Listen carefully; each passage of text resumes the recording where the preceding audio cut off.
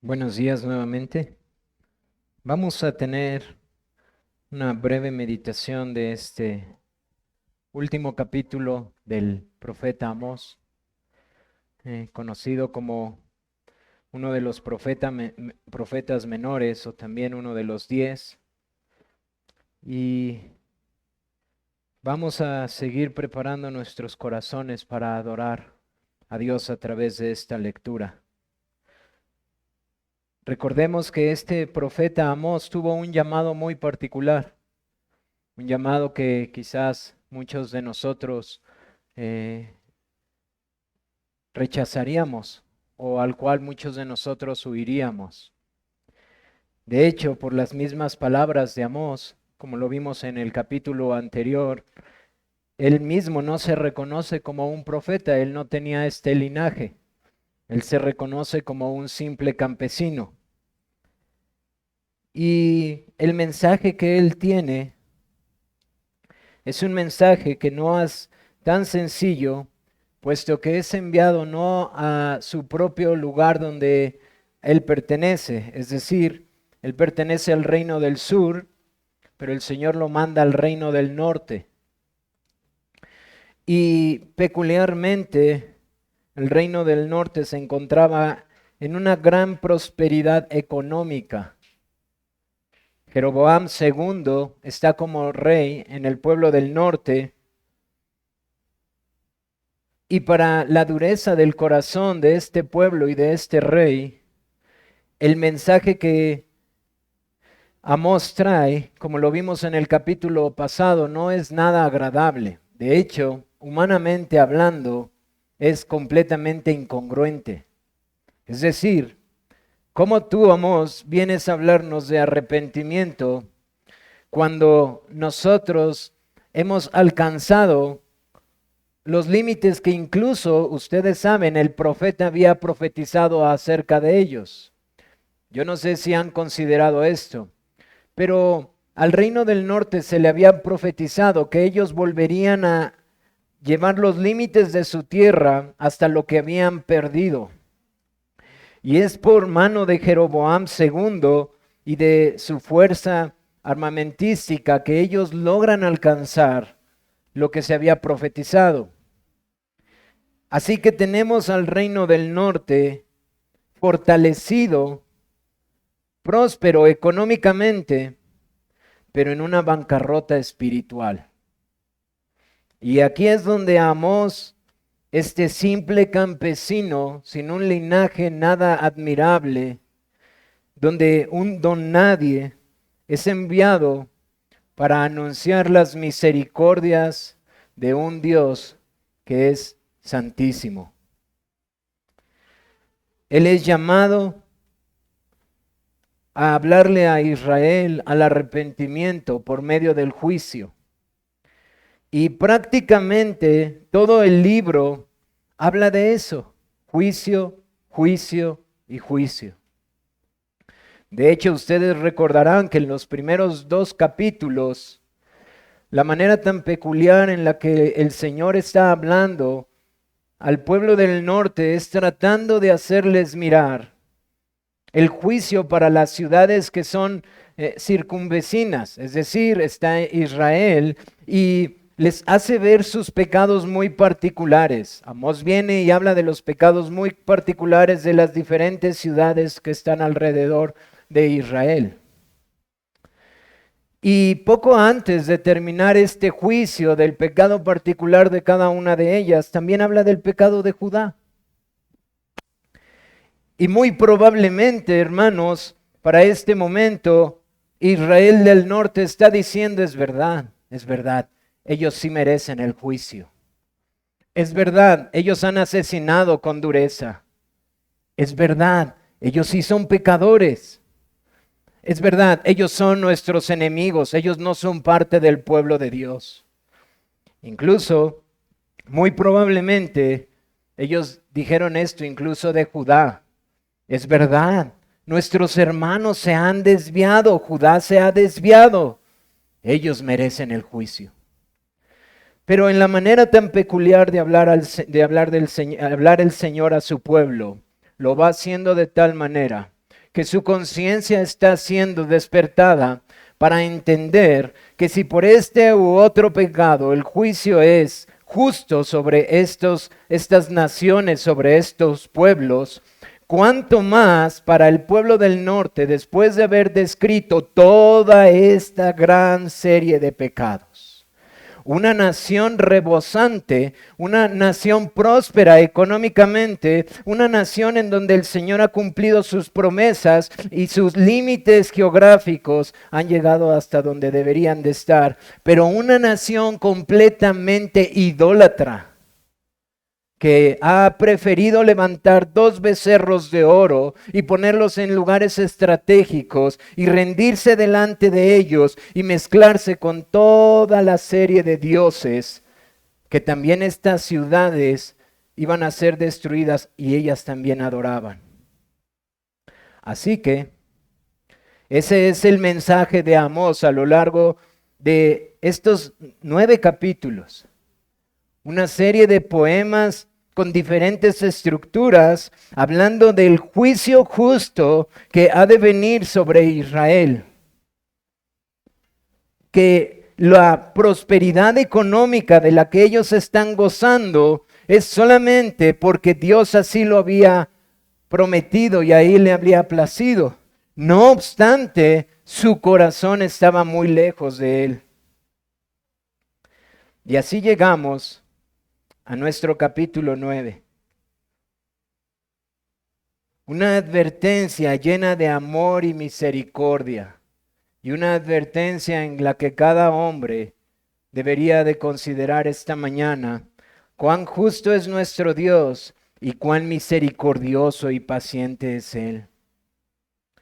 Vemos en nuestro texto de manera muy sencilla 3 aspectos. Vemos del versículo 1 al versículo 4 que es inevitable el juicio que viene sobre ellos. Vemos que el Señor les dice, incluso si ustedes lo leyeron, no pudieron dejar de pensar en un salmo, porque hay un salmo que el salmista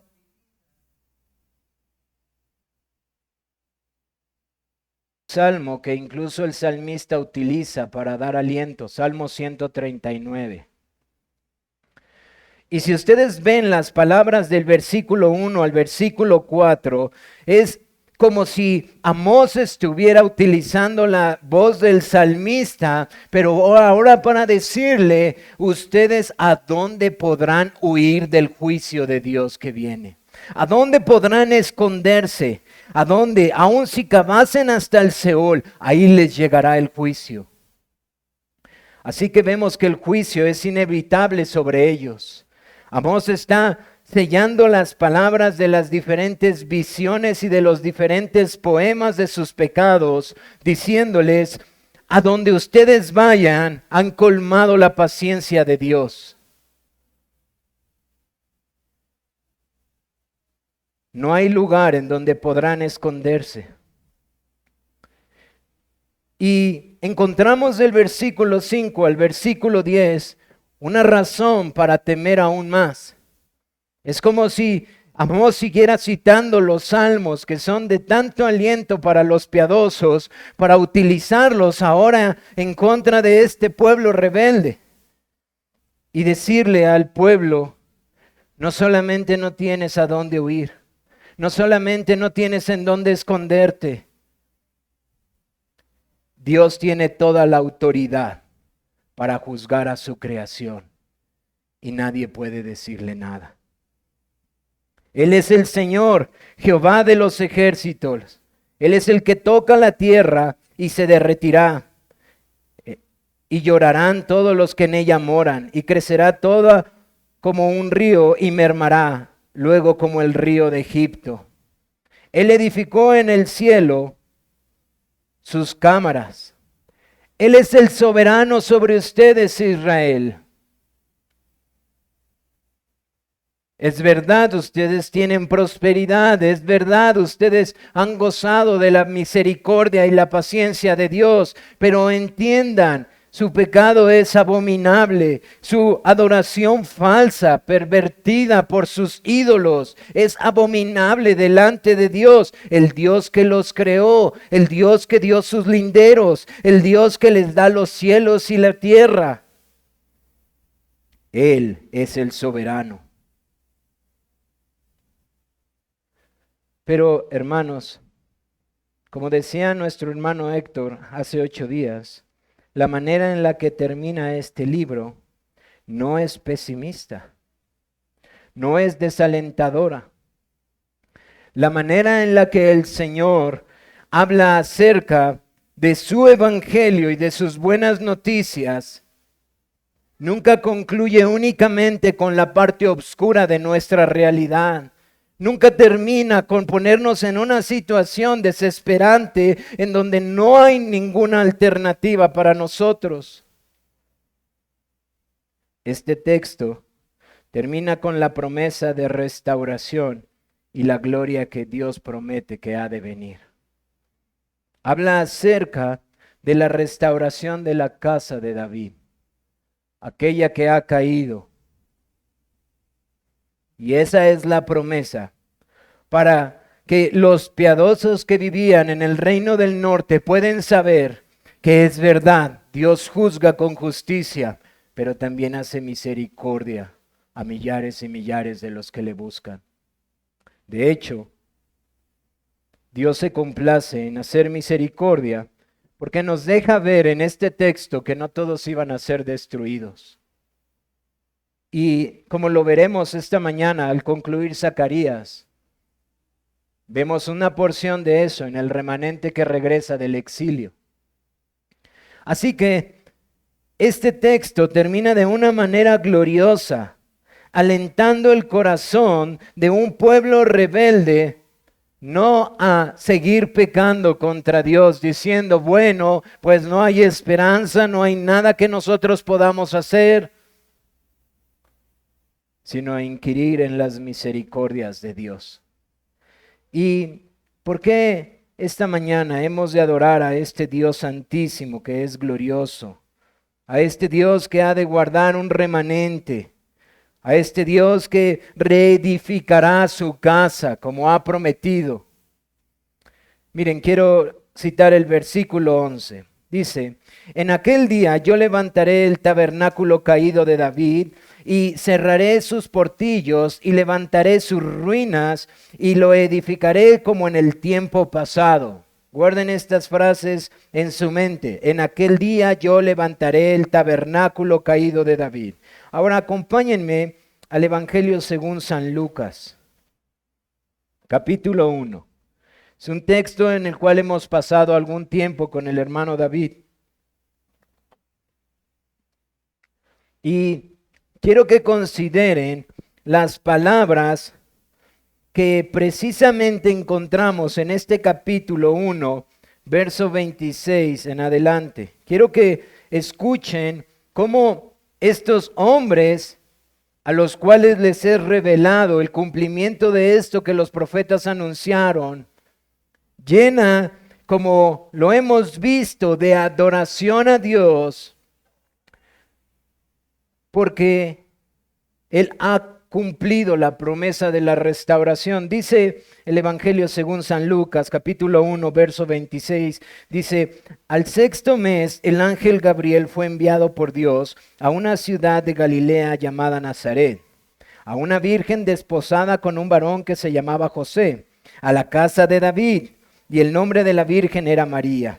Y entrando el ángel en donde ella estaba, dijo, salve muy favorecida, el Señor es contigo, bendita tú entre las mujeres. Mas ella cuando le vio se turbó por sus palabras y pensaba, ¿qué salutación sería esta? Entonces el ángel le dijo, María, no temas, porque has hallado gracia delante de Dios, y ahora concebirás en tu vientre y darás a luz un hijo y llamarás su nombre Jesús. Este será grande y será llamado Hijo del Altísimo, y el Señor Dios le dará el trono de David su padre, y reinará sobre la casa de Jacob para siempre, y su reino no tendrá fin. Según las palabras del ángel para María, esta salutación tan especial y tan hermosa, y este evento que se sigue recordando año tras año a nivel mundial, es el cumplimiento de lo que los profetas anunciaron al pueblo de Dios, que la casa de David iba a ser restaurada.